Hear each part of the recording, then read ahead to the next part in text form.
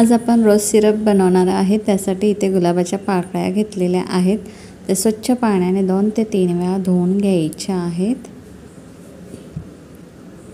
या पद्धतीने त्यानंतर आपण एका भांड्यामध्ये त्या काढून घ्यायच्या आहेत। त्यानंतर 2 कप आपण त्यामध्ये पाणी घालायचं आहे आणि आता आपण हे मिश्रण गॅसवर उकळून घ्यायचं आहे। या पद्धतीने तुम्ही बघू शकता पाण्याचा रंग बदललेला आहे। त्यानंतर हे मिश्रण थंड होऊन द्यायचं आहे।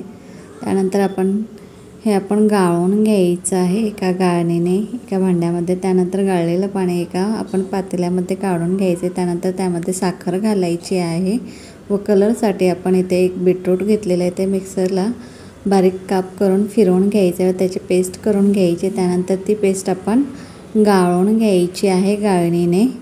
व्यवस्थित असे चमच्याने प्रेस करून त्यामधील सर्व रस काढून घ्यायचा आहे व दुसरीकडे आपण ते मिश्रण गरम करत ठेवलेलं त्यालाही चांगली उकळी आलेली आहे। याचा पाक तयार करायचा नाही आहे, फक्त मिश्रण चिकट असं होईल तेवढं आपण उकळून घ्यायचे। त्यानंतर बीटरूटचा रस त्यामध्ये घालायचा आहे। पुन्हा अर्ध्या लिंबाचा रस घालायचा आहे आणि हे चांगलं उकळून घ्यायचं आहे। त्यानंतर गॅस बंद करायचा आहे आणि थंड झाल्यानंतर त्यामध्ये आपण गुलाबजल घालायचं आहे। पुन्हा हे एकत्रित करून घ्यायचं आहे। त्यानंतर कोरड्या काचेच्या बॉटलमध्ये हे भरून घ्यायचं आहे आणि आपण हे स्टोअर करून ठेवू शकतो। त्यानंतर या रोज सिरपपासून आपण सरबत तयार करणार आहे। त्यासाठी ग्लासमध्ये आईस क्यूब घातलेले, भिजवलेल्या सब्जा घातलेले, थोडंसं रोज सिरप घातलेले, त्यानंतर पाणी घातले। आता आपला रोज सरबत तयार झालेला आहे।